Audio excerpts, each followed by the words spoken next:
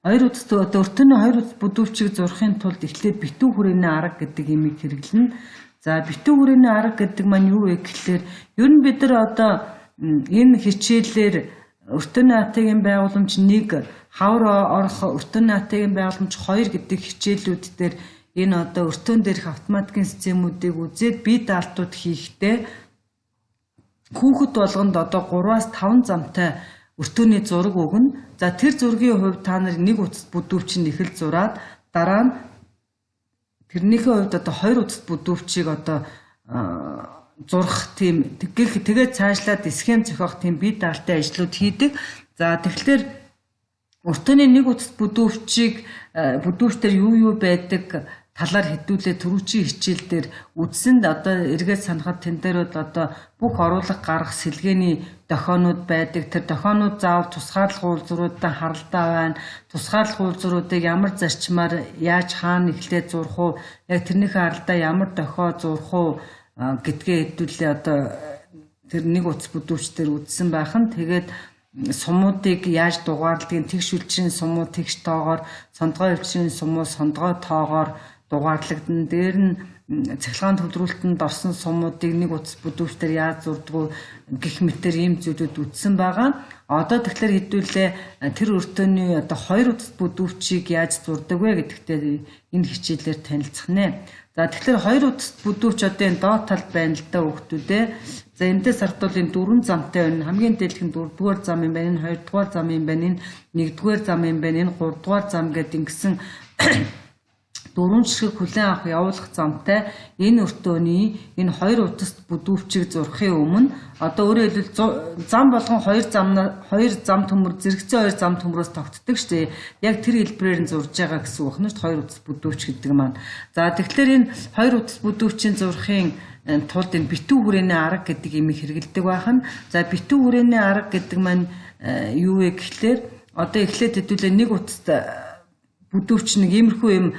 За нэг утас бүдүүвч гэхлээр энэ дээр дохио мохоо байдаг. Гэхдээ яг тэр нэг утас бүдүүвч дээрээ биш дохиогүй одоо ингээд өртөөний энэ нэг утастай тийм зурган дээрээ хэдүүлээ энэ өртөөн дээр байж болох бүх тусгаарлах уулзруудаа байрлуулдаг байх нь шүү. За тэгэхээр одоо жишээлбэл 4 замтай юм чинь зам болгоны 2 талд ингээд тусгаарлах уулзар байгаа. Өөрөөр хэлбэл 4-р зам гэхэд альнаас аль хоорондоо гэхэлэр энэ тусгаарлах уулзраас энэ тусгаарлах уулзрын хооронд 4-р зам, доотлын 2-р зам болохоор энэ нэг тусгаарлах уулзраас энэ хооронд бол 2-р зам. Жишээл доотлын хамгийн доотлын 3-р зам бол энэ тусгаарлах уулзраас энэ хүртэл байх нь шүү. Ер нь бол хүлээн авах явуулах замуудын урт бол ачааны галтэргэнд бол ачааны галтэрч суудлын галтэргээс илүү урт байдаг учраас ачааны галтэрг зогсох замууд нь болохоор их урт 1500 м хүртэл суудлын галтэргнүүд зогсдог замууд бол за тэгээд 800 м урттай байсан болон 2000 оноос хойш ингээд урт бүрэлдэхүүнтэй галт тэрнүүд явуулдаг болсноос хойш энэ манай өртөө зөвлөгөөтэй замууд ихэнхчлэн уртсаад 800 м урттай замуудыг хүртэл 1500 за максимум 1500-аас хэтэрдэггүй. За тийм урттай ингээд замууд олгцсон байгаа гэдэг бахан. Тэгэхээр та нар юу гэж ойлгох нь энэ 4-р зам одоо 3-р замуудын урт бол максимум уртууд нь тусгаарлах уулзар хүртэл 1500 м ээж болох нэ. Тэгэхдээ бүгдээрээ 1500 м байна гэхгүй шүү дээ. Зарим 1500 зарим нь арай богинохон. За ямар ч байсан тэгэхээр тэр уртын хэмжээлийн тусгаарлах уулзраас энэ тусгаарлах уулзар хүртэл гэдэг байна шүү дээ. За тэгээд өшөө бас энэ юу байна хүмүүстээ нөгөө тэлээ сум гэж байна. Сумуудын хувьд тэлээ сум, дан сум гэсэн ойлголтууд байгаа шүү. Тэгэхээр тэлээ сум гэдэг бол ингээд зэрэгэлдээ явж байгаа хоёр замыг холбосон сумыг тэлээ сум гэнэ. Тэгээд тэлээс энд жишээлбэл одоо энэ сум бол одоо тэлээ байх нь шүү. 1 3. Тэгээд тэлээ сум бол бас хоёр сумнаас тогтдог. За тэгээ энэ хоёр сумыг дугаарлалтай сондгой үлчир юм байна л да. Тэгээ энэ тэлээ сум энэ сумыг 1 гэсэн бол энэ заавал 3 байх жишээтэй. За тэгсэн чинь 5 дугаар сум байна хүүхдүүдээ. 5 дугаар сум бол тэлээ биш дан сум бийж шүү. За ингээд ерөөс 5 дугаар сумаар эндээс ирсэн зам нь 5 дугаар сумын тусламжтай ингээд хоёр салаалсан. Доотлол нь хэсэг үсгээд ингээд шулуун. За тэгэхээр энэ бол дан сум. Өөрөөр хэлбэл энэ зам маань ингээд үргэлжлээд, ийшнээ үргэлжлээд ингээд хоёр зэрэгэлдээ замыг холбосон бол энэ тэлээ сум байх уу? Тэлээ сум болох байсан. Тэгээ энэ маань 7 дугаар сум болох байсан бол энэ 5 дугаар ийшнээ ингээд энэ зам нь үргэлжилсэн байхгүй байна. 5 дугаар сумаас ийшээ салаалсан байна. Тэгэхээр 5 дугаар сум бол дан сум байна. Энэ 7 9 бол бас тэлээ байна. Зэрэгэлдээ хоёр замыг холбосон байна. Энэ 11 дугаар сум бол дам байна. 11 дугаар сумын тусламжтай дээдлийн ингээд зам үүссэн байна, салаалаад үүссэн байна. А энэ одоо энэ 13 15 тэлээ учраас ингээд дараасаа хоёр тоогоор дугаарлдаг байх нь ш. Энийг 13 гэх юм бол энийн заавал 15 гэнэ. За энэ бас ингээд бас нэг тэлээ сум байна. Энэ хоёр бол ингээд огтлцсон хоёр тэлээ сум байх нь ш. Гэх мэт чинь. За энэ өртөөний хувьд бол айгүйх тэлээ сумууд байна хүмүүдээ. Дан сум бол одоо ер нь хэд болж таарваа. Дан сум одоо энэ өртөөний хэсэг нь энд бол ерөөсөө 5 дугаар сум 11 дугаар сумууд дан сум. Бусд нь одоо энэ байна, ингээд нэг тэлээ сум, ингээд нэг тэлээ сум.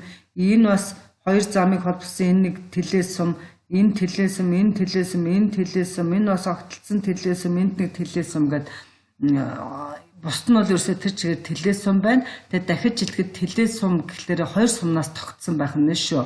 Тэгээ хоёр сумаа бол дараасаа хоёр тоогоор дугаарладаг байх нь. Тэгэхээр өртөөний энэ замуудын ингээд голд аль нэг талд нь энэ талд нэмүү энэ талд өртөөний байшин байж байгаа. Тэгэхээр энэ тал нь бол одоо сондгой бэлчээр олж таарч байгаа юм байна. Яагаад вэ гэхлээр сумууд нь сондгой тоогоор дугаарлагдсан бол өртөөний тэнхлэгээс энэ тал бол тэгэхээр энэ тал сондгой бэлчээр юм бол энэ бол тэгшүүлчээр байх нь шүү. Тийм учраас энэлийн сумууд тэгш тоогоор энэ тэлээ учраас 2 4 гэсэн тэлээ сум байна. Тэгээд 6 8 10 12 14 16 18 20 гэсэн юм тэгшүүлчрэл тэр чигээрээ зөнтэй олон тэлээ сумтай юм байна. За тэгээд тэлээ сумыг яах гэж ирсэн гэхээр тэлээ сумын 2 сумын дунд заавал ингээд тусгаарлах уулз руу зурж өгдөг. Ингээд ерөөсөө тэлээ сум байна гэдэг мэтгэл юм бол дунд нь ингээд тусгаарлах уулз руу тийж өгнө. Тэгээд эндээс харагдах ихтэй тэлээ сумн дээр бол ингээд 3 тусгаарлах уулз харагдаж шүү. Одоо 7 9 дээр. Тэгвэл энэ бол хамгийн түрүүнд энэ голд нь байгаад 2 сумыг бие биенээс нь тусгаарласан тусгаарлах уулзрыг хийж өгдөг байна шүү. За гих мэтэр ингээд байх ёстой тусгаарлах уулзруудыг хийгээд дээр нь нээжтэй хүмүүс ямар тусгаарлах уулзрууд байх ёстой. Ингээд замуудыг энэ сумуудаас тусгаарласан ингээд тусгаарлах уулзрууд өөрөөр хэлбэл хүлээн авах замууд дээр ямар сум байх ёсгүй. Ингээд одоо энэ зам бол энэ тусгаарлах уулзраас энэ тусгаарлах уулзар хүртлээ гэж ойлгохдохоор тэгээд дээр нь тэлээ сумууд байх юм бол шууд дунд нь ингээд тусгаарлах уулзрууд хийж өгнө. Дээр нь одоо ингээд секцүүд үүсэхдээ ингээд энэ сумууд чи ингээд нэг секцэнд ингээд одоо нэгээрээ юм уу 2 сумтай байж болно 3 сумтай байж болно 4 сумтай секц байж болохгүй хүмүүстээ.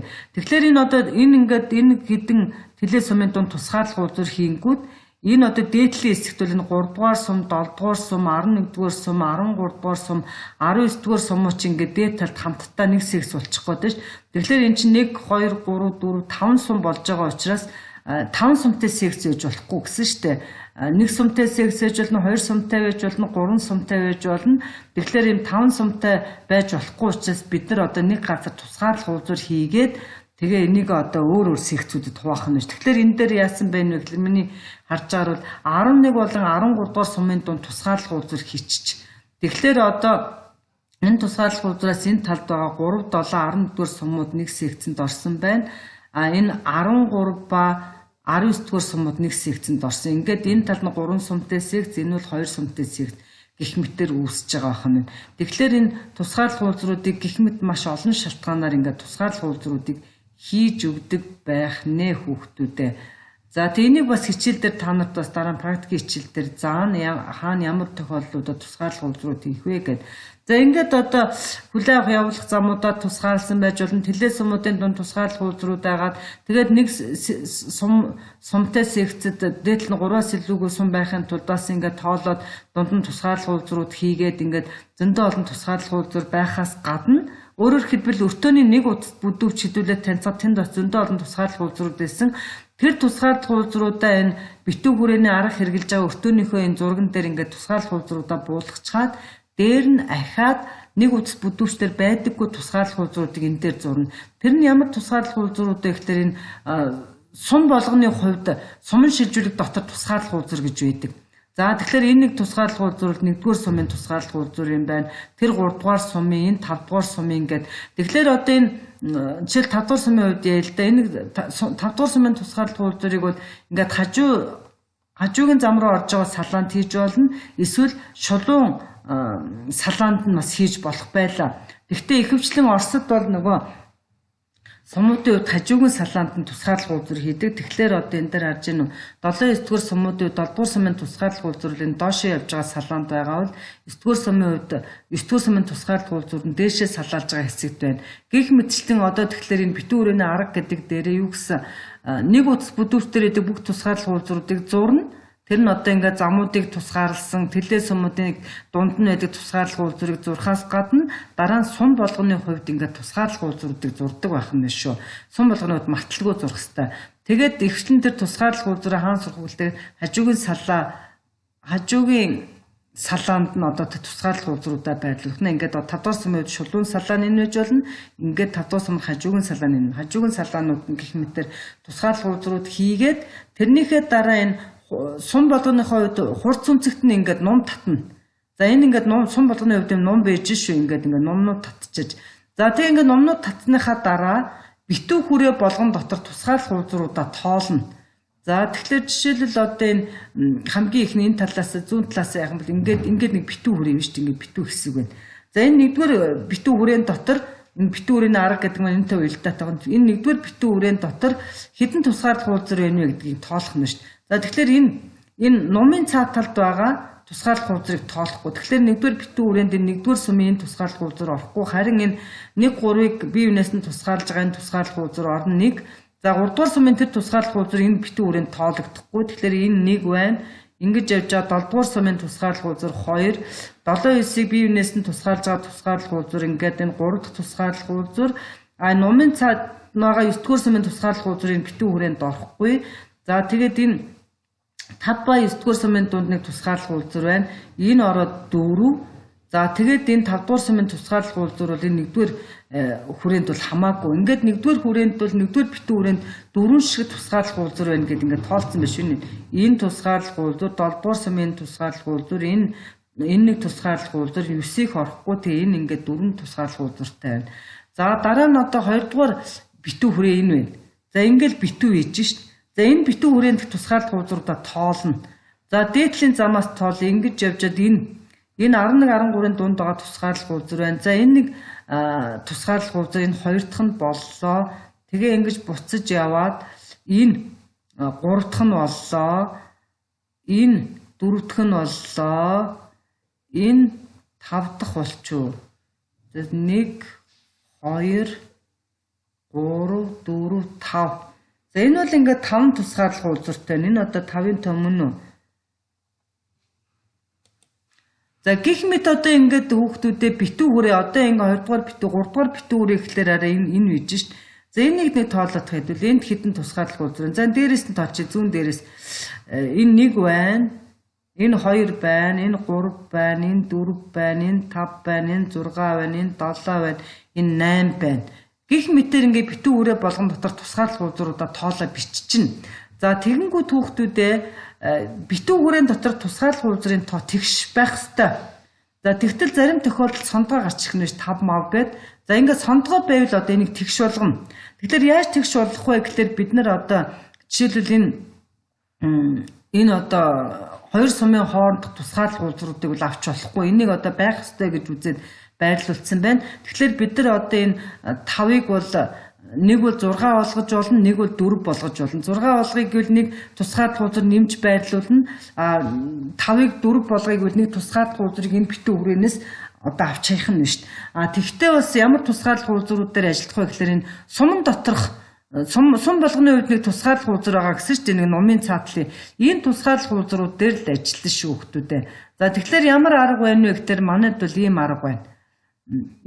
Одоо энэ 11-р сумын тэр тусгаарлах үйлдвэрийг ингээд доотлын шулуун салаанд хийчих юм бол тэр тусгаарлах үйлдвэр бол манай энэ үн тоологдоод энэ 5 маань 6 болох жишээтэй. Эсвэл энэ 9-р сумын энэ тусгаарлах үйлдвэрийг манай энэ тоологдоод байгаа ч энийг энэ доотлын шулуун салаанд нь хийгээд төгчнө. Тэгвэл энэ 5-аас нэг хэсэгтээ 4 болж болно. Тэгэнгүүт бас нэг асуудал үүснэ. Энэ чинь доошоо энэ 9-р сумын тусгаарлах үйлдвэрийг энд хийнгүү чинь доотлын 3-р битүү хүрээний тусгаарлах үйлдвэр чинь 8 байсан мэл 9 болчихно.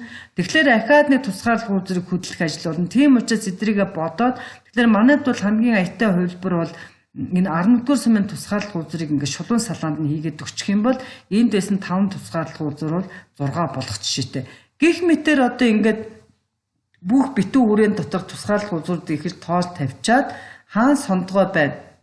Тэрийг одоо яаж тэгшүүлэх вэ гэдэг дээр ажиллана. Тэгэхээр дахиж хэлэхэд тэгшүүлэхийн тулд нэг тусгаарлах үзэр нэмж болно, эсвэл хасаж болно. Тэгтээ жишээлбэл одоо хэдүүлээ энэ ингээд 5 байсан шүү дээ. Тэгэхээр энийг 6 болгоё гэвэл энэ 7 болон 11-ийн дунд тусгаарлах үзэр хийхгүй.